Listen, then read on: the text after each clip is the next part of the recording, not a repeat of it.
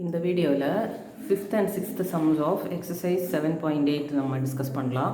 அதில் 5th sum என்ன கேட்டிருக்காங்க அப்படின்னு கொஸ்டின் படித்து பார்க்கலாம். ரீடர் எடுத்து ரெடியாக வச்சுக்கோங்க.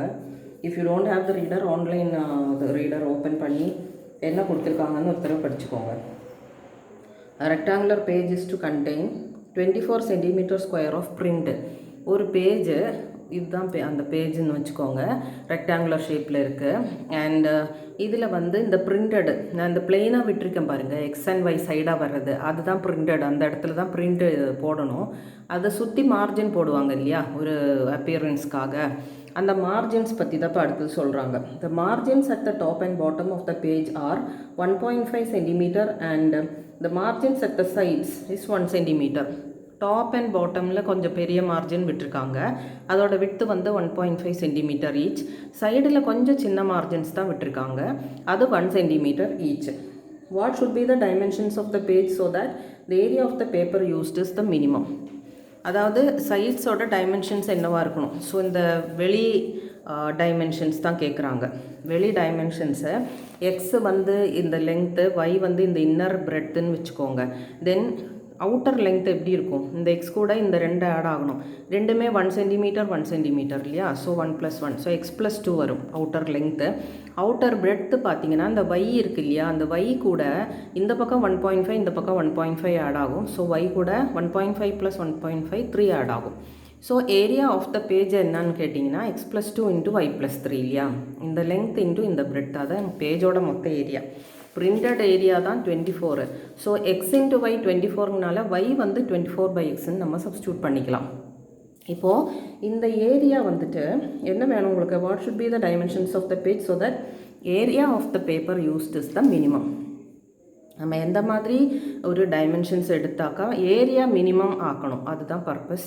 ஸோ ஃபஸ்ட்டு திங் ஒய் வந்து 24/xன்னு எடுத்து இதில் நம்ம சப்ஸ்டியூட் பண்ணுறோம். சப்ஸ்டியூட் பண்ணிவிட்டு டேர்ம் வைஸ் மல்டிப்ளை பண்ணுறோம். X × 24/x 24 and x × 3 3x. 2 × 24/x 48/x, 2 × 3 6. So 24 6 add பண்ணி 13 போட்டுட்டு மிச்சம் 2 டேர்ம் அப்படியே வைக்கிறோம். ஃபஸ்ட்டு வந்து differentiating with respect to X, dA/dx. 30 differentiate பண்ணால் 0, 3xக்கு 3 ப்ளஸ் 48 × 1/xக்கு -1/x². அதனால தான் -48/x² வந்திருக்கு. So dA/dx 0 means 3 - 48/x² 0, which means 48/x² is 3 or x² is 16. X வந்து +or -4 வரும், ஆனால் எக்ஸ் வந்து நெகட்டிவ் வராது இல்லையா இங்கே, ஏன்னா எக்ஸுன்றது ஒரு லெங்க்த்து. ஸோ எக்ஸ் வந்து +4. இப்போது எக்ஸோடைய +4ன்றது ஏரியாவுக்கு மினிமம் வருமா அப்படின்றது தெரிஞ்சுக்கிறதுக்காக d²a/dx² கேல்குலேட் பண்ணுறோம். இங்கே பார்த்து நம்ம கேல்குலேட் பண்ணோம். 3க்கு 0, -48 அப்படியே வச்சுட்டு 1/x²க்கு -2/x³. ஸோ 96/x³ வருது d²a/dx². ஸோ d²a/dx² எக்ஸ் 4ன்னு போட்டால் இதோட வேல்யூ என்னன்றது நமக்கு இப்போ முக்கியம் இல்லை, நமக்கு இது வந்து பாசிட்டிவாக வருதுன்றது தெரியுது இல்லையா.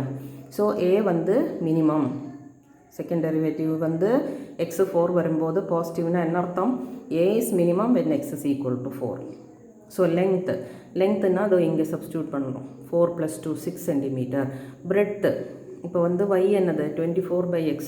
ஸோ y வந்து 24/4 6 வரும், அது கூட +3 ஆட் ஆகுது பாருங்கள்.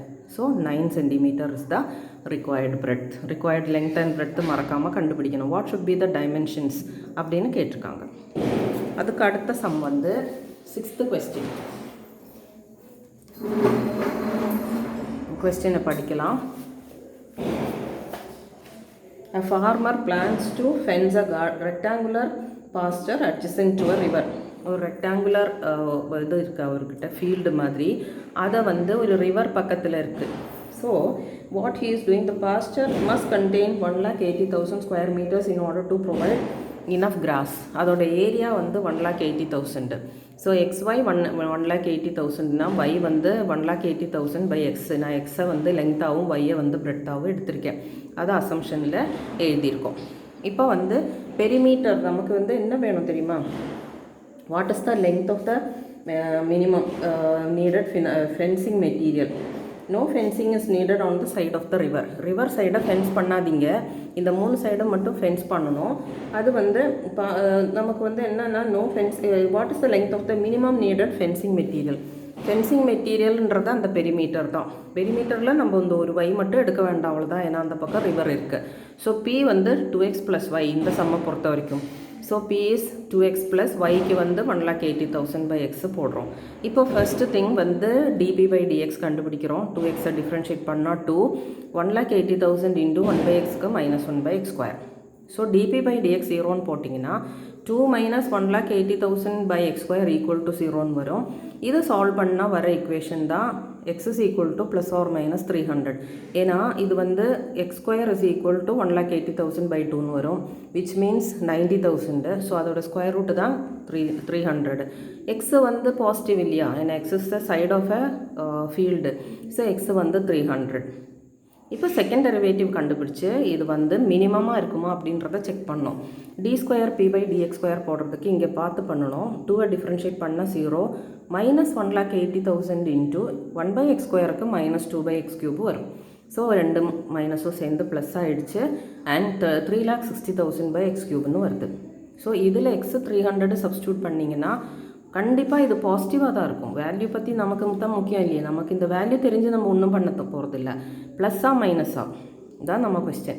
இது ப்ளஸ்ஸாக தான் இருக்கும். நம்ம எக்ஸு வந்து இதில் 300ன்னு சப்ஸ்டியூட் பண்ணிட்டீங்கன்னா that means p is minimum when x is equal to 300.